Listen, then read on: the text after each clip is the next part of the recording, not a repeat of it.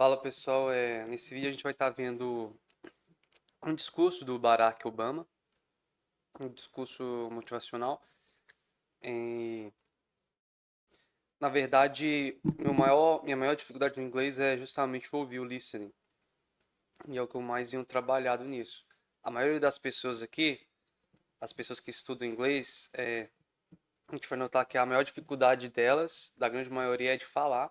Elas dizem que conseguem entender, mas não conseguem falar. No meu caso é diferente, eu mais sei falar do que entender, então eu tenho uma dificuldade no listening e eu estou tentando trabalhar mais nisso. Inclusive, se você tem um método, alguma dica para passar, se você enfrenta essa dificuldade, deixa no comentário aí. A gente vai estar vendo agora aqui esse discurso e não vou estar pausando, falando, comentando cada frase, cada palavra, mas tentar deixar fluido para a gente treinar nosso listening, ver as expressões. Se tiver alguma coisa ali que eu vi que é interessante, que as pessoas usam muito aqui, eu paro e comento sobre isso. Então, vamos estar vendo aí um pouco. When I was young, my family lived overseas. I lived in Indonesia for a few years. And my mother, she didn't have the money to send me where all the American kids went to school. But she thought it was important for me to keep up with an American education. So she decided to teach me extra lessons herself, Monday through Friday. But because she had to go to work, the only time she could do it was at 4:30 in the morning. But whenever I'd complain, my mother would just give me one of those looks and she'd say, This is no... Aqui, pessoal, estou tentando não ler as legendas. Eu realmente leio a legenda quando eu vi que eu não entendi alguma frase, uma expressão. E eu tô justamente não tentando ler a legenda e treinar mais o ouvido. Porque é interessante, quando eu li a legenda, eu vi que eu conheço aquela palavra, mas eu não entendi o que a pessoa disse. Então, eu tô tentando focar mais no ouvido do que estar lendo ali as legendas, tá? So I know that some of you are still adjusting to being back at school, but I'm here today because I have something important to discuss with you.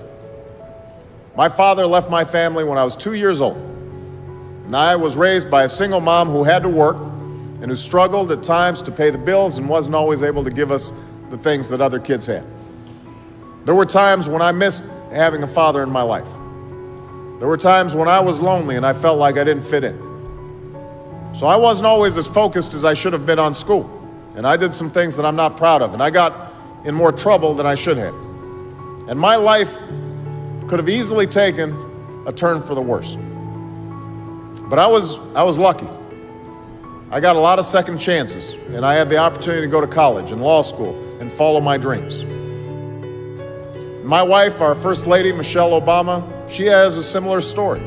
Neither of her parents had gone to college, and they didn't have a lot of money. But they worked hard, and she worked hard so that she could go to the best schools in this country. Some of you might not have those advantages. Maybe you don't have adults in your life who give you the support that you need. Maybe someone in your family has lost their job, and there's not enough money to go around.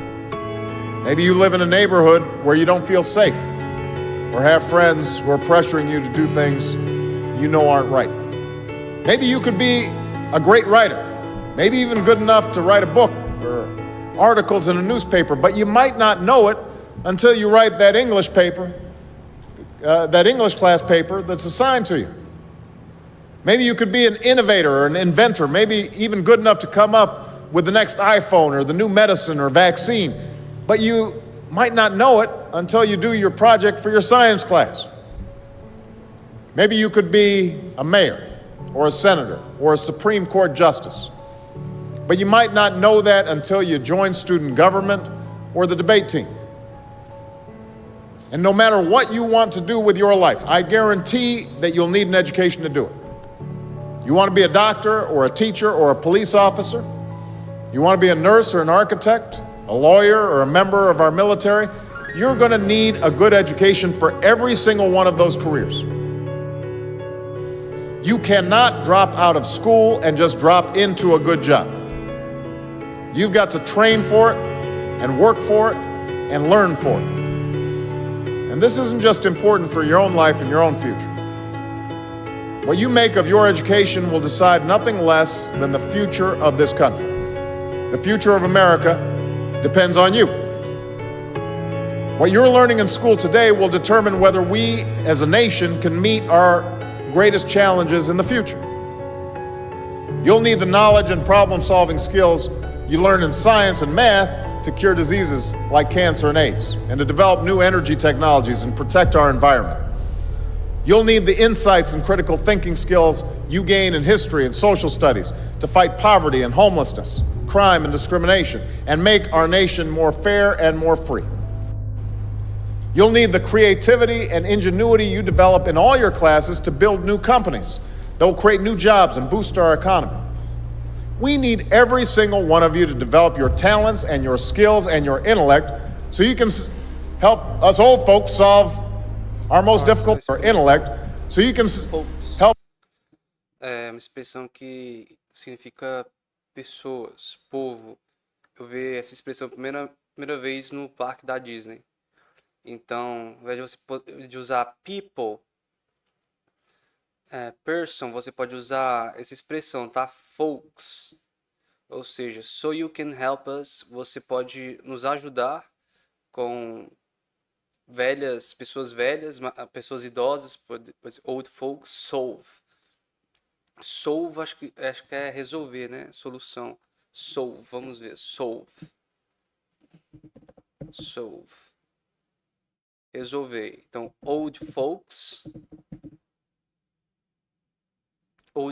idosos.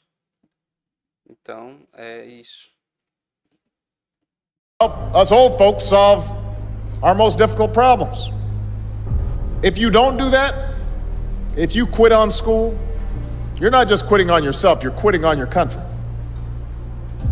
Now, I know it's not always easy to do well in school.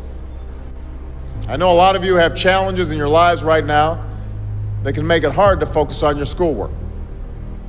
I get it. I know what it's like. But at the end of the day, the circumstances of your life, what you look like, where you come from, how much money you have, what you've got going on at home, none of that is an excuse for neglecting your homework or having a bad attitude in school. That's no excuse for talking back to your teacher or cutting class or dropping out of school. There is no excuse for not trying. Where you are right now doesn't have to determine where you'll end up. No one's written your destiny for you, because here determine where you'll end up. Where you are right now doesn't have to. Está agora não irá não irá determinar onde você irá terminar. End up, terminar, tá? Onde você irá terminar. Determine where you'll end up. End up. No one's written your destiny for you, because here in America, you write your own destiny. You make your own future. That's what young people like you are doing every day all across America. And that's why today I'm calling on each of you to set your own goals for your education and do everything you can to meet them. Your goal can be something as simple as doing all your homework, paying attention in class, or spending some time each day reading a book. Maybe you'll decide to get involved in an extracurricular activity or volunteer in your community. Maybe you'll decide to stand up for kids who are being teased or bullied because of who they are or how they look.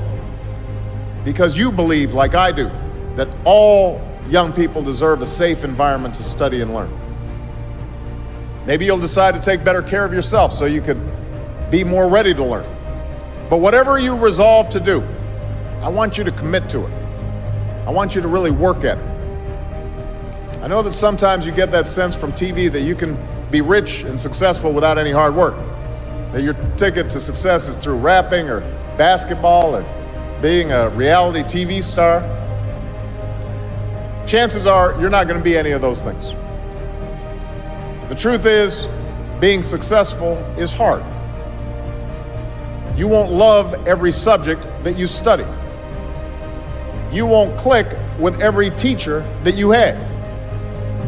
Not every homework assignment will seem completely relevant to your life right at this minute.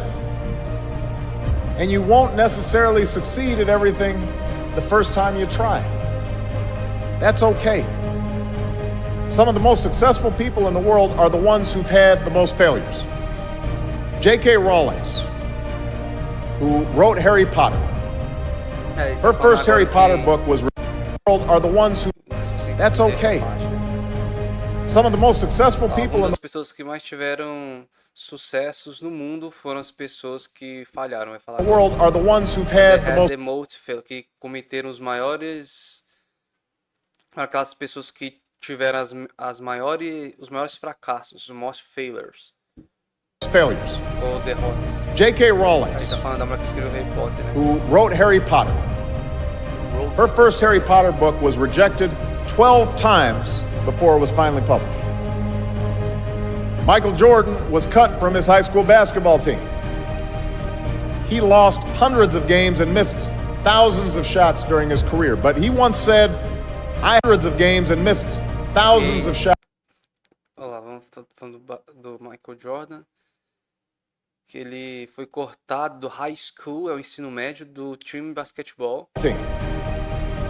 He lost hundreds of games. He lost hundreds of games. Ele perdeu centenas de jogos. And missed thousands of shots during, e missed. Missed vai ser também perdeu. And missed thousand, perdeu milhares de arremessos, shots, né?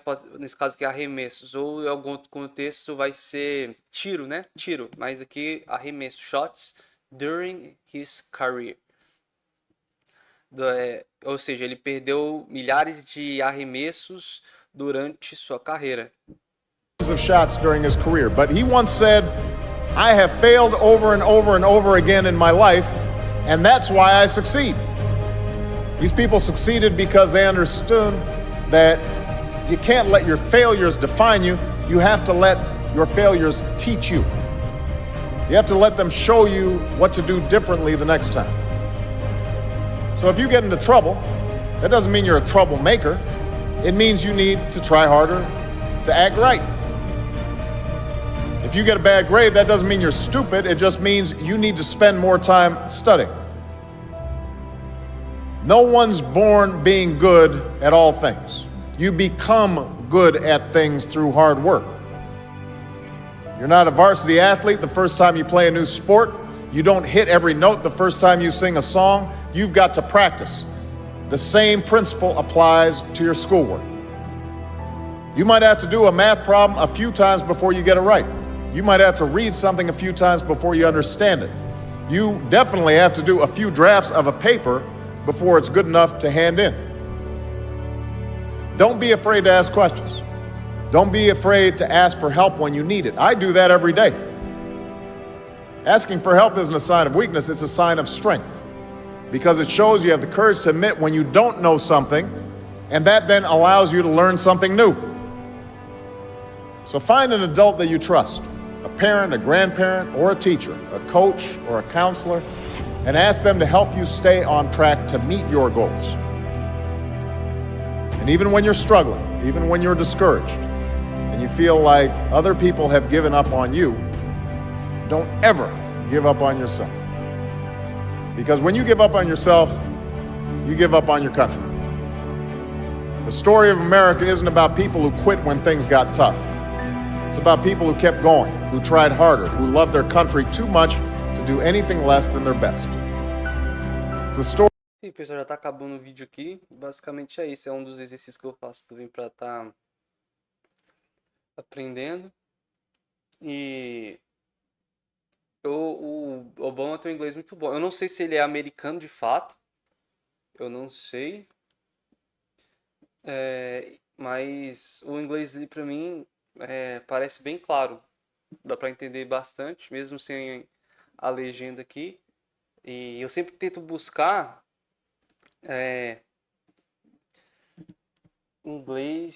ouvir um inglês mais difícil, sabe? Que é às vezes o que eu ouço na rua, principalmente os ingleses das pessoas negras aqui, que é diferente, tá? Os negros aqui, eles usam muita gíria, eles falam bastante rápido. Então, uma série também que eu gosto de assistir é Todo Mundo Odeia o Chris. Eu vou também estar trazendo aqui pra gente estar acompanhando junto. E comente aí se você gostou desse tipo de vídeo, de estar acompanhando junto comigo. Se você gostaria que eu comentasse mais as palavras, as frases ali que eu entendi. E é isso aí, pessoal. Dê o curtir aí e se inscreva no canal e até o próximo vídeo. Valeu!